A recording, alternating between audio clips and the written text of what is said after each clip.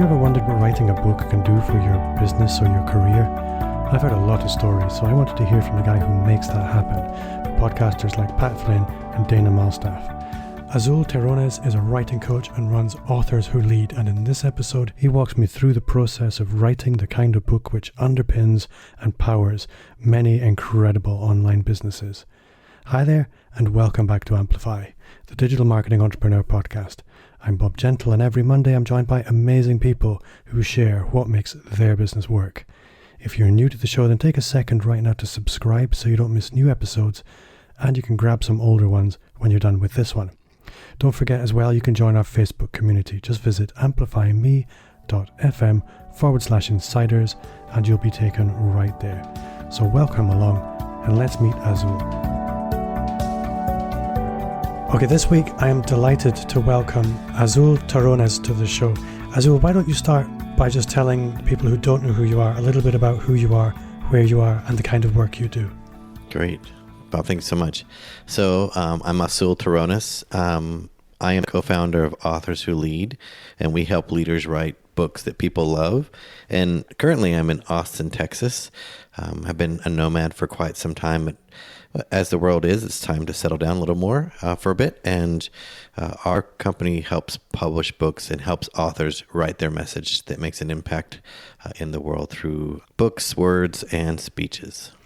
And I have to say, I follow you on Instagram, and I am always jealous of where you are. Always looks warm.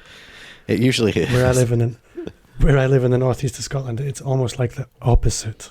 It's always cold. Well, for 1 year we chased summer and we didn't have a winter. That was a really cool year. That sounds like my ideal year, but my wife would not enjoy it. Right. It was a new thing for us, but it was a really cool experience. It's a really good idea. So when you talk about authors who lead, you're not talking science fiction authors or romance. It's typically business authors. Am I right? Yes, typically I would say a thought leader style book, or a book where you're building credibility, authority that people come to us for. What they're trying to do is establish themselves, grow their business or their platform because they want to get paid more for their speaking, or they want to make a bigger impact. So that's what we say that we do, is we help those authors. We do have some people that write fiction in our world, but they tend to work with us when they're writing the nonfiction book because it's a different animal for them to kind of tackle. And when you say authors who lead, how important is the leadership element of that? What? I'm curious. Obviously, you gave your business that name for a reason. Yeah. So I'd quite like to see what that really means for you in terms of a mission. Yeah. What was really interesting is that we used to work with just about anybody who'd walk through our doors. Of course, as you start a business, you want to kind of keep a broad perspective about what it could be. What we noticed was that oftentimes people who weren't doing it for a bigger purpose wouldn't finish their book, because the statistics around the people who want to write a book versus the people who actually publish are really small. So we found that in order to have better success, that we needed to attract a more specific avatar or specific ideal client. And by just putting the word leader in there, people that see it and go, oh, I'm not a leader, they actually self-select out. Because if they don't perceive themselves as a leader or someone who's going to stand in this truth that they're writing about, then writing a book might be more of a hobby or a legacy for their children, which is not a bad thing. It just means I want to make sure that they understand they don't have to be a leader to work with us, but that's their aspiration. That's their goal, is you're leading this movement, this thinking, this way of understanding the world through this book. If you're, for example, a Chris Ducker or Pat Flynn, you're leading a movement to get people to behave or act in a certain way, and that's a leadership style book. So that was the intentional decision for making that choice. Of course, we take people who aren't leaders, but we want to make sure that it's clear that our company's job is to help leaders transform, and the way we do that is with a book. I think the mechanics or the positioning that a book can permit you is quite well known, and you see it everywhere. There are people, like you said, Pat Flynn, Chris Ducker, also people like Daniel Priestley, Mark Schaefer, Michael Hyatt, people like that. They've all positioned themselves through the books that they produce as experts in a particular space. How often is it the book that's delivering that? It's obviously the book isn't delivering it, it's simply announcing them.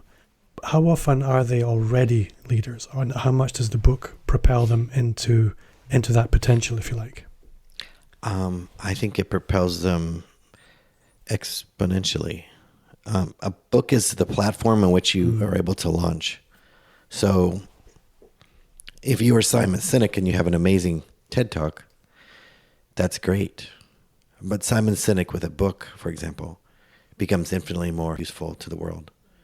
So what that means is people already make an assumption of credibility if you're an author, that being just a speaker, a podcaster, a business owner doesn't.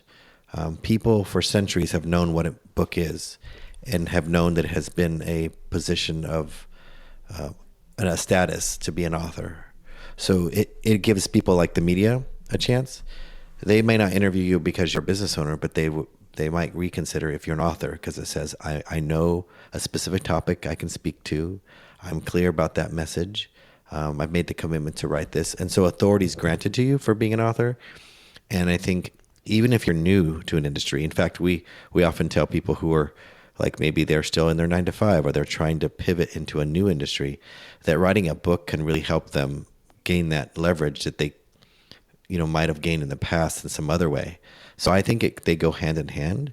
And so I've seen people who were not known go to speak, and I'm one of them because getting a chance to do a TEDx is a great thing, but I wouldn't have been invited just because I'm a teacher. I was a school teacher, a principal for 25 years, and just being a director or a headmaster of a school doesn't necessarily make you as credible as it does to be an author. So it can propel you into a space that you're aiming for. I think there's definitely some interesting psychology there. And the phrase that I loved was this assumption of credibility. That really illustrates it very, very nicely. One thing I've always wondered, and you would be a brilliant person to ask about this, is you have people like James Altucher, for example, who writes on lots of different topics.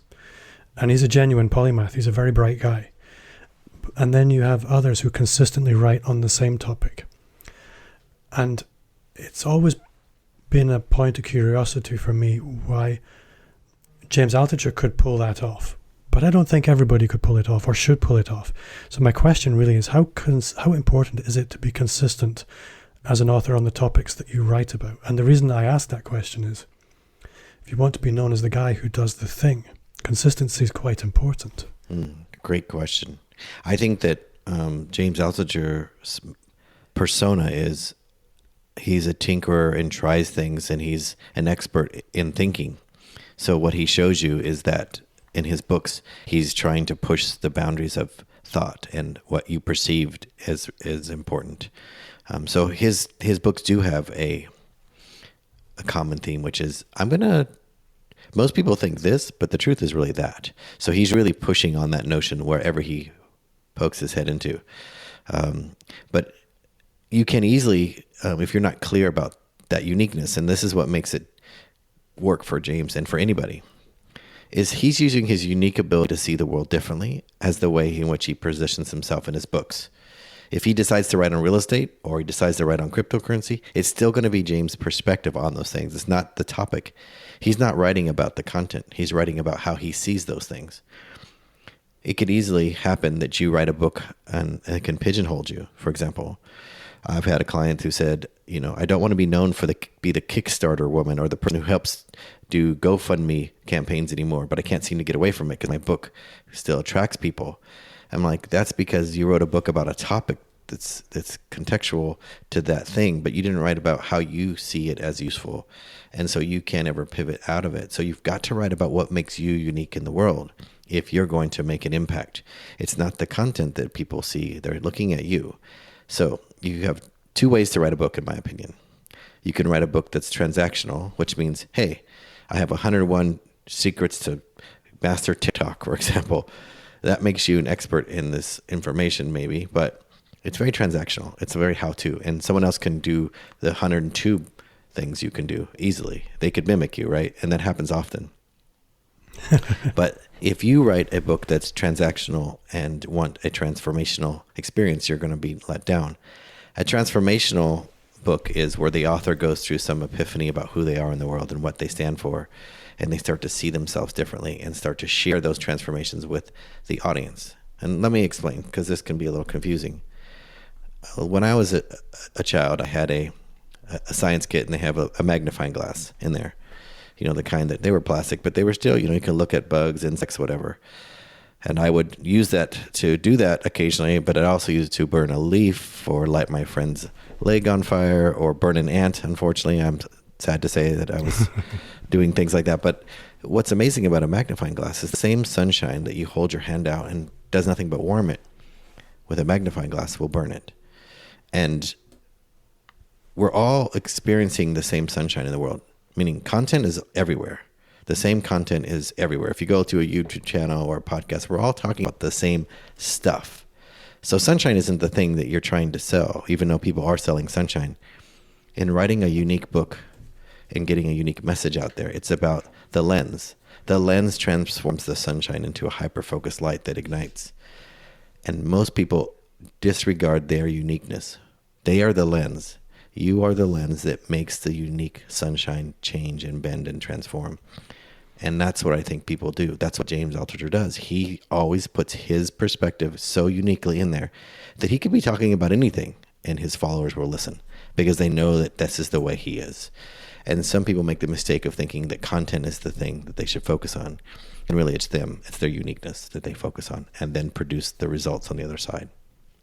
I love that. You are the lens. And that for me is an important thing, because one thing that comes up again and again with clients when I'm talking about content and content marketing, and it's something that I've personally struggled with a lot when I move towards, for example, if I'm invited to speak, what am I going to speak about? All the things that I could speak about have been spoken about before. And this idea of you're the lens, it's your perspective that people are buying. It's not the information per se, but it's the experience around that information that makes it unique. I mean, think about it. Think about the people that you admire. Really like that and more than perspective anything, a lot. it's that makes you drawn to them. Let's pick someone that's not an entrepreneur, because this might help. Well, she is, but that's not what she's peddling, entrepreneurship. That would be Brene Brown, the tech speaker who talks about shame and all different types of. She's a researcher. She's a PhD researcher. The reason her TED Talk caught fire wasn't because she was a researcher talking about her work. Is because she got on stage and said, I'm a therapist who needs a therapist. That moment of not just talking about vulnerability in her work, but becoming vulnerable in her work. That's what made people lean in and go, interesting. Because we don't need more researchers to talk about the things that they have observed. We need more people to say, and so that means this, because I'm showing you my way of thinking. And that's what makes that unique. And most people don't see their own uniqueness. And I think I heard this first from Ray Edwards, but it's a saying that's been around, which is you can't read the label from inside of the bottle. You just can't see yourself that way. So that's why people come to work with us, is that you don't notice how amazing you are, because all this time you're thinking you're a bottle of pop or soda, and really you're a beautiful bottle of champagne. You just don't know it. You have no idea. You just assume that because you're swimming in there that's what you are. So one other challenge that I've come across is, for example, when I come towards the idea of, okay, I'm going to write a book, and I'm sure this must be a common experience, is in my head, it has to be the universal theory of everything. It has to be the Philosopher's Stone or the Tesseract. It needs to be everything. And how do you work with people to move them away from the universal theory of everything towards that one idea that actually needs to be in the book? Yeah, no, that's a great question as well. Oftentimes what I notice is most books are born in pairs. They don't ever come, our book ideas don't come on their own, I've noticed. What that means usually is that people overstuff a book. They put 3 or 4 books into one because they think they're the topics related. So I must cover all these topics. And when book babies happen, they come together, they start to multiply like rabbits. So if you have 2 ideas that you don't separate, they become 4, and they become 5, they become 10, and producing this book that never ends. So I usually try to tell people we have to pull this apart and take just one of these little rabbits and work with them. Because what you're asking a reader to do is make a transformation, a shift of belief. They're not textbooks. You're not trying to tell people, learn all this stuff, memorize it, take a test. That's the academic way of using a book. It's not very useful for the rest of us. Otherwise, we would go storm the library trash bins and get textbooks and put them on our shelves. But we don't. And if we do, it's because we just paid so much and we just can't seem to get of them. But for the most part, we don't use textbooks as a way to learn. It's unfortunate that academia hasn't figured this out. But what we usually go for is the hopes of seeing something different. And if you think about a book or an idea or concept in a book, more like a journey that you get to be the person that leads them on, but you don't get to finish the journey with them, then you feel a little more confident that I don't have to tell them all things. And that's the example I'd give people. Is like if we're both sailing, early sailors from, explorers leaving from Portugal or Spain, headed on two ships that are parallel path, except for we have a 3% deviation on our rudder. So for the first several, maybe miles, we're sailing seemingly together until we start to move apart.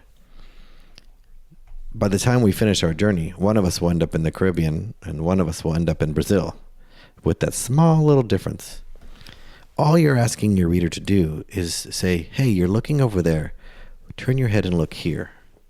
You're not asking them to do a 180-degree turn because that's too much to ask of a reader. You're just asking them to pay attention differently than they were. Some small shift, some 3% shift, some small deviation. So that now that they pay attention differently, their whole life will change over the course of the time that they're doing this thing. And when they land, they should be in a different place because of you. Because the rudder is the most powerful, besides the sail, is the most powerful thing in the ship. Without a rudder, it doesn't matter if you have sails, you won't go. But it sits beneath the waterline. It's very quiet. It does very little movement. And that's what your book should do. Your book isn't this big force that's shoving people in a direction. And so don't overstuff it or overcomplicate it. It's a simple tool that gets people to notice you differently than before. I love that. I think right at the beginning, you said you start the journey with someone, you go along with them for a while, but you don't finish the journey with them. And I imagine that a lot of people, when they're coming to the idea of a book, they do think it has to be everything tied up with a neat bow at the end. And actually, that's not really going to work for the reader. It's not offering a personal transformation. That's just offering almost a prescription, which isn't really going to be of universal benefit. So, yeah, I really like that. Yeah, because the truth is, you're assuming they're going to be you. They're not you. They're somebody who is at least interested in this topic, curious. It's the mistake that, and the only reason I speak this boldly about these topics is being an educator for so many years, we did so much wrong. I did so much wrong in that I made assumptions that kids needed more information to change and transform their thinking, their beliefs, their values. And what I really need to do is point them in a direction where they think differently so that they can make a step forward about what they're learning. Not to tell them this is what you should learn, this is what you should know. That's just a mistake in learning. You never learn something until you choose to. So you can't teach anyone anything that they don't want to learn. So in your book, you're just making a suggestion for them to pay attention differently. And if they do, then their whole life shifts. And it's the reason that we, as humans, doing something simple as standing on one foot doesn't seem difficult until you close your eyes. And then it's almost impossible at first because you're used to it this way. And when you close your eyes, your whole balance changes because your eyes are actually a balancing tool for your body until your body starts to use some other mechanism to balance you. So if you're curious about how that shift works, do that. Stand on one foot, no problem. Close one eye and then close both. Or even don't do that. Just gently look up. It changes everything about your balance. But that's all you're doing with a book. Don't try to make them flip backwards and turn around and run a different direction. That's a big expectation. And spend more of your time convincing them of the same single thing over and over in multiple ways so that at the end they go, I get it. I get what you're saying. So I'm not going to do that right now because it would probably make a big noise and I'd break things. Great. Don't do it now. And if you're driving, don't do it. Now, you mentioned that you were a school principal, and now you're not. Now you're very well known in the author space within the business world. How did that happen? Because that is quite a transformation. And I don't imagine that's something that happens overnight. It must have been done with a degree of intentionality, or something happened. What happened? Right. Well, that's a great point. So I always had an inclination for being an entrepreneur. And but the problem was I was really good at failing. So I tried many things that didn't work. But as a school teacher, you're always thinking and processing, and at least I was. And I thought, you know what? I can't figure out this online thing. I kept trying to do, these niche sites and create a website and try to drive traffic. And in the early 2000s, it was, create a product or do affiliate marketing, get a niche and drive traffic to it. And you can get AdSense, from Google. And I was trying those things, and I'd owned websites like cheapweddingideas.com and recoverfrombankruptcy.com. I had all these ideas, but I couldn't get them to work. I didn't have either the technical savvy or maybe even the persistence to care enough. But I did try. I tried lots of those things. And I just, it wasn't working. But I knew I wanted to make my living online so that I could travel, see the world. My kids were getting closer to finishing school. And I told them when they were young, look, when you're out of school, I'm hitting the road. I'm going to go see the world. So they already knew it was coming. But how I was going to do it, I didn't know. But what I noticed is that if I could learn from somebody who was doing this, I'd had a better shot. I learned really well in person with someone, like connecting with them than I did from a book or a course. So I could get inspired by a book or course, but really for me to get it really helped for me to be connected with humans. And I wanted to write about this notion of the art of apprenticeship, this thing that I felt like was lost, in that if you learn from somebody, you really become the master over time.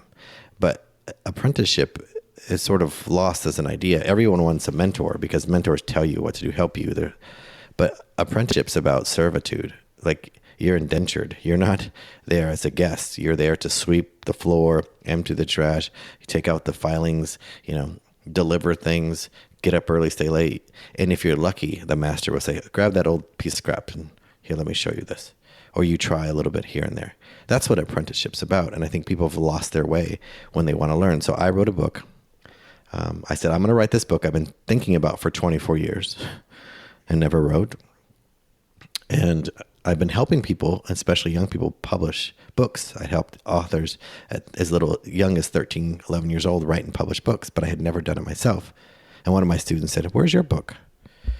And I said, well, and they looked at me like, oh, okay. Well, why don't you write it? They're like, and I had a moment, and I was like, what if I lie? I'll just say, I think of something. And I was like, because I'm afraid. They're like, you don't need to be afraid. You'll do great. And then they walked off. So I wrote that book in 30 days, the one that had been on my mind for 24 years, because I finally had a purpose. I was like, I'm going to write a book about how you can get a mentor by serving them and becoming an apprentice of theirs. And that's what I'm going to do. And I'm going to prove this model works somehow. And I wrote that book, and I signed up the 30 days before I did it. I signed up for Chris Ducker and Pat Flynn's one-day business breakthrough in San Diego. They had 20 spots. They said, if you come, you sit with us and we help you with your business. So I ordered and I paid it on my credit card. I didn't have the money. And then I realized that the details of the event was, send us your website, send us your funnel, send us your revenue, send us, all these things, landing pages, words I barely even knew. And I was like, I don't even have a business. I don't even have an idea for a business. That's worse than, it'd be one thing. I have a bad business, but I don't even have one. So I wrote that book in the 30 days before, and the day before that event, I sent it to the editor, and I showed up, and I just pitched my idea of why I was writing this book about serving an audience, becoming an apprentice of those who you want to serve. And my intention was to prove my point that if you become this apprentice, you can actually rise and grow over time by serving. And so people, you only have 15 minutes, and these people were 6 and 7 figure businesses already in the room. And here's this guy with none. But what was interesting is they were all impressed with the fact that I wrote a book in 30 days more than anything else, and sparked the attention. I totally get that. Yeah, this sparked the attention of people in the room who were entrepreneurs who wanted to write a book. That's how I started this journey. I think it brings you right back to that assumption of credibility. Mm-hmm. That's really interesting. And That's where I became a book coach. I didn't know what it was or that people needed help doing that. And when people would say, "Will you help me write a book?" Of course I can. I'm a teacher. I could help anybody. I have a belief of that I always could help any young person. So why would it be any different for an adult? And that's the perspective I've held, and I have confidence in that. So if you're a professional athlete or you're our CEO or you're Pat Flynn, I know I can help you because that's the confidence I have of being a teacher. It's the gift of serving in that way for those years has given me. Well, you have a great business doing exactly that now. You run an annual event, which did yours happen this year? It did. It happened this year, right before everything changed. Yeah. Congratulations. Thank you. Yeah, you're probably one of the very few people that managed to pull off an in-person event this year. And something, again, I don't have very many set questions, but this was one thing I really wanted to ask you, which was writing a book's one thing. And there are many ways to monetize a book. And most people, yes, they aspire after the positioning that permits. And yeah, I'm sure most authors would like the royalty checks. But one question I overhear authors asking each other on podcasts all the time is, what does your back end look like? And you know what I'm talking about there. Right. It's, okay, what business is this book underpinning? How important is it with the authors that you're working with that they actually have the business plan that this book is supporting mapped out in advance? I think even before the plan is, why are you writing it? What do you want this book to do for you as the author? So many authors, mainly because they're selfless and focused on serving, which is a good thing. When I say, what do you want this book to do for you? They'll tell me everything about what I want this book to do. I want to help people grow. I want to help people do this or that. And I say, that's wonderful. Now answer the question, what do you want this book to do for you? And if they are not clear, writing a book won't help them because it won't make the shift. So if they become clear, like, I want to get more speaking gigs, I go, then make sure you leverage yourself in this book as the authority in that way. Make sure it says, call the action, book Bob for speaking by going here. Make sure everything about your landing page where you send people to tells them, hey, I'm a speaker. When you pitch the media, make sure that that's what you're trying to do. Use your book as leverage to do the thing you're trying to do. If it's to grow my email list, then make sure the first page of the book says, hey, I'd love to get to know you, or some intentional way to bring them out of the book onto your page. Because it's much better to get a client or somebody who's in your world for $9 than it is to worry about making $9. Because if you're selling a product and you can get a new client from somebody reading your book, that's a huge shift. It's better than paying distracted attention on a platform. So just be clear and then decide, okay, now that my book is being written, where do I want people to pay attention? How do I want to leverage this book to build authority, build credibility, create a course, a book to course? Is it a lead magnet? All the things you want them to do. Those are the things that help people position them. I knew I wanted to use that book to get a mentor. I said, I would love to have, wouldn't it be great if, I don't know who, besides listening to his podcast, I don't really know Chris Ducker or Pat Flynn, but wouldn't it be great if they were your mentors? I said, well, that was my purpose of the book. I wasn't trying to sell anything. I was trying to make that connection, and it achieved my goal. That was the only goal I had, and it worked. So check that box. If my goal was to make money, I would position it differently, right? I've made infinitely more money with that connection than I would have made trying to sell books or sell a course from that book. Yeah. So I am curious, and I would imagine the listener is as well, to know, what is the experience of working with your company like for authors? So I have an idea for a book. Go. Yeah. Most of the time, it starts with that why. Why? What do you want this book to do for you? What's the outcome you're hoping for? The second thing is that we guide them through the process of discovery. Most people want clarity more than anything else. Clarity is the thing that's actually not in abundance. Ideas, content is in abundance everywhere. Most successful people are trying to get clarity about, how do I know which book is right for me? What path should I be taking? And I say that's the spot that's important. And let me give you an example how clarity can help make the difference in your book. So working with us should feel like this shift that's happening right from the very beginning. So we often tell people the book writing journey that most people take you on is not correct. They want to start with the book outline, the book premise, and like march you through this system of writing the book. The book is really about finding that uniqueness that we talked about earlier and slowing the author down, because your conscious mind will compete with your subconscious. And the way it looks like is most of us were trained to be editors, right? We were given an assignment in school, write this assignment, turn it in, and I'll mark it with the grade it deserves as a teacher, and I'll give it back to you. And you have a choice. You either have a bad grade or you redo it or whatever the thing is. So we're constantly thinking, what grade do I want to achieve, right? So we become the editor first. So we don't worry about how good it is. We worry about, what does this do to get the grade I want? What is this result? So all through school, whether it's middle school, high school, college, university, we're trying to say, I want to get the grade. We're not thinking, how can this really help me as a person? What do I really want from this paper? What is it I'm hoping this does for me? We don't think like this. So we're editors first, not writers. My job is to transform your brain to use the creative part of your brain. Your left brain and your right brain can't be in conflict, because the editor brain will win. It will edit you out of your own book before you even start. So I slow people down. Our process looks like I'm getting you to pay attention to that uniqueness that you have that you're missing. Let me give an example. Dana Malstaff is a wonderful business leader, and I met her at an event with Pat, and what happened was that she was a content strategist. She left corporate world to help small businesses expand their reach with their content. And she had a podcast and a blog, Expand Your Reach. So when she found out I help people write books, she said, will you help me write a book? I said, of course. Made logical sense that she could grow her brand, get more attention and authority by writing a book. Well, I made her do a visualization process, which is, show me your book if it looked like pictures. Show me images of your book on one page. Don't write an outline, just show me your book. And she drew it out, and I said, now let's walk through this. Tell me about this. Sort of like, imagine looking at someone's family tree. Tell me about that person. Tell me about that person. Because until then, they're just names. They're just pictures of people, right? So she's telling me about her book and this and that. And then she got this one image. It was a bucket with a heart. I said, what's this bucket? She said, well, that's my love bucket. I said, okay, what's a love bucket? Why a love bucket? And you're talking about content strategy. She goes, well, that's the bucket I kind of kept for moms. I said, well, what about moms? And she went on to tell me why she thinks moms have a bad rap. They feel guilty for loving their business more than their children.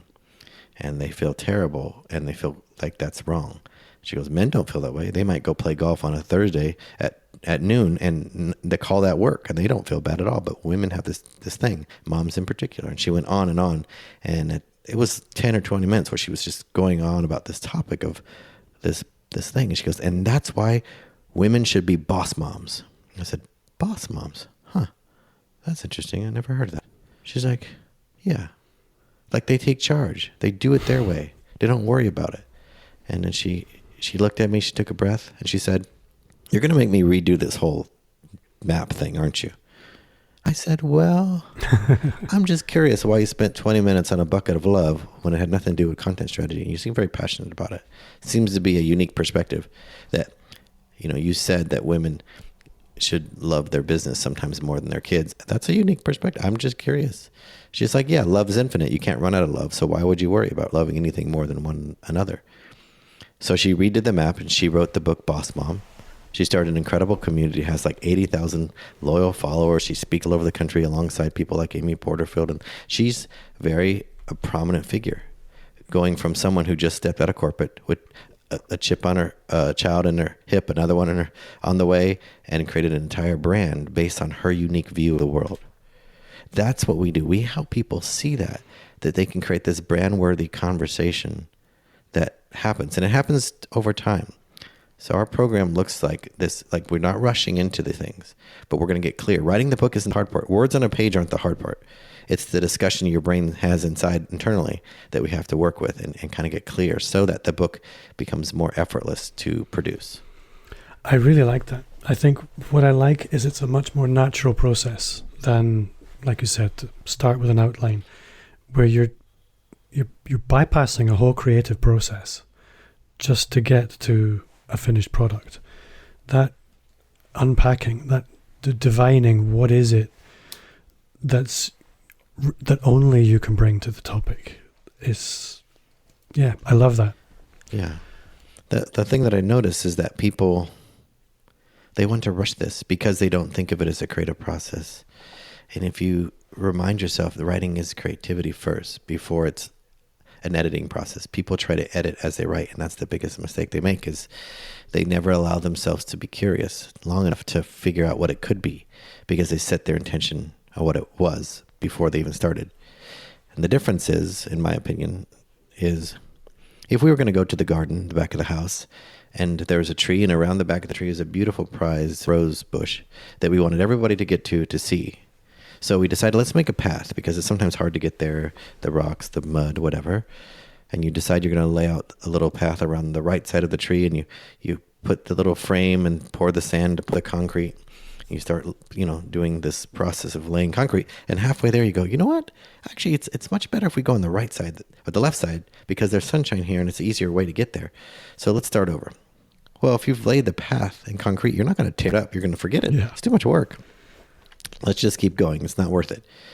Well, that's what writing an outline can be like for authors in their mind, is they've already created this concrete thing and they don't see a way out of it. But if you create a pathway and say, let's create a path around this tree to this rose bush, but let's use stones, beautiful stones. We'll make sure we pick the right ones. They're beautifully polished. They'll be unique. And once we have the stones, we're going to gently set them on the side of the garden, every stone we collect. And then when we're done with those beautiful stones, we're going to arrange it around the garden. We can change the order. We can move them around, the space in between. But it still takes you to that beautiful spot. But it's just a different way of creating a path for the reader to get there and for the author to create. It's much more gentle. It's much more clear and flexible, so that the creative process doesn't get inhibited by this thing it should be before it's too, it still meets the intention, but it's not so concrete, literally. I really like that. And it's a real contrast to an awful lot of the online self-publishing, what would I call them, vehicles, if you like. Mm-hmm. Yeah. I'm all for the path to the quick way to get done, but if getting done quickly doesn't bring you a result, then you're just putting words on a page. Yeah. You're the thing that shifts the world, not the book. And these creative conversations, and that's because that's what they have to be. It has to be a conversation. They can only really happen with people who are ready for those conversations. And it needs to be part of the culture of that organization, which is why I can imagine you get great results and you work with great people. Yeah. And we run cohorts where like a group of people start together and end together. And what you're doing is creating a space to be vulnerable, to be honest, that you don't know what you're doing, to try and fail. It's an incubator for doing the work. It's like, hey, this is a safe place where we all don't know what we're doing, but we all know we want to change the world in some way. And to have those peers with you makes it feel more confident. Sometimes people just want to work one-on-one with me, but for the most part, I encourage them, if it works for you and you can do it, a group setting for this, a cohort of people who are sort of like teammates along the way, helps, because writing in schools is a lonely process. Don't look on anyone's paper. Don't get help. Don't communicate. Just do it. And unfortunately, writing isn't a solo sport. It's a team sport. But we just weren't trained to actually experience that. So we have a terror of judgment about this. And my job is to break that down so you can talk about these things and overcome them with others. Azul, I'm looking at the clock and I am aware you have a coaching call probably in about 10 minutes. And I don't want to hold you up from that. Great. If people want to get in touch with you, if they want to connect with you in any way, how would you like them to do that? Well, they're always welcome to come to visit me on my podcast, Authors Who Lead, on anywhere they listen to a podcast. That's always a great way to learn more. And also go to authorswholead.com. We have some great resources. We'll have a quiz they can take to find out what their publishing path is right for their book. And also a great summit that they can join, where we interview 40 authors who talk about why finding your uniqueness is so important in writing books. Azul, I need to end with a question that normally I give people some warning about, and when I do my pre-flight briefing, it's normally in there. I forgot today. I'm sorry. but you strike me as someone who will have no problem with this. So I generally always end the show with asking the question, what's one thing you do now that you wish you'd started 5 years ago? I wish I would have been confident enough to know that my ability to share my truth, my knowledge, was way more valuable than I thought. I didn't think that what I had to share would help anyone, and I wish I would have just been more confident sooner about trying things differently, because I don't do things the way other people do, and I should have taken the risk earlier and realized that is the secret sauce to anyone's success, is a unique path that they find, rather than trying to imitate others, which is what I did for so long. Azul, you've been a fantastic guest. That was a brilliant answer. Thank you so much for your time. And yeah, I look forward to seeing you again sometime soon. Well, thank you so much for having me. Writing a book doesn't have to be the massive undertaking we all think of. Books can be anywhere from 15 to 40,000 words, sometimes a bit more.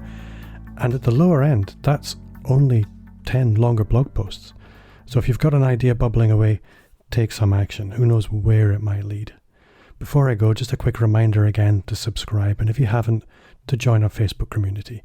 You'll find a link in the show notes or visit amplifyme.fm/insiders. As always, I would love for you to connect with me on social media. You'll follow me wherever you hang out. You'll find me at Bob Gentle. And if you do, message me, let me know, and I can follow you back. If you've enjoyed the show, I would love for you to review on iTunes or whatever player you listen on. It means a lot to me, and it's the very best way to help me reach more subscribers. My name is Bob Gentle. Thanks again to Azul for giving us his time this week, and to you for listening, and I'll see you next week.